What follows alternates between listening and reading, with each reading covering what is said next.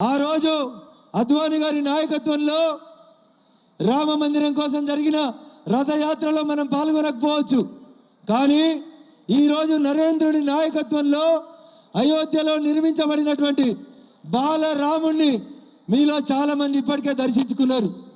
Medak parliament సభ్యునిగా ఎన్నికలు పూర్తయిన తర్వాత సిద్దిపేట కూడా రైలు వచ్చిందన్నా తప్పకుండా సిద్దిపేటలో రైలు ఎక్కి అయోధ్యకు పోయి ఆ రాముని దర్శనాన్ని చేసుకొని వద్దామని చెప్పి నేను ఈ సందర్భంగా మీకు అందరికీ తెలియజేస్తా ఉన్నా. 500 సంవత్సరాలుగా ఇట్లా టెంట్లో ఉండే మన రాములోరు యాడుండే టెంట్లో ఉన్నటువంటి రాములోరికి నీడ కల్పించిండు నరేంద్ర మోడీ గారు. స్వార్థం లేదు.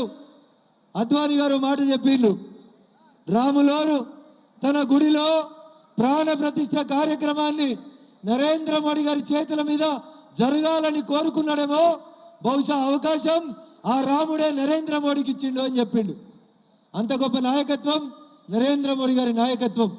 కాశ్మీర్ నుంచి కన్యాకుమారి దాకా ప్రజలందరూ కూడా మరొకసారి నరేంద్ర మోడీ గారు గెలవాలని 400 సీట్లు రావాలని కోరుకుంటారు. ఇందాక మిత్రుడు భాష చెప్పినట్టు ఈడొకరు ఆడొకరు కొందరు మొరుగుడు మొదలు పెట్టిరు. 400 వస్తే రిజర్వేషన్లు తీసేస్తారు, 400 వస్తే రాజ్యాంగం మారుస్తారని వాళ్ళకి మనం అందరం చెప్పాలి.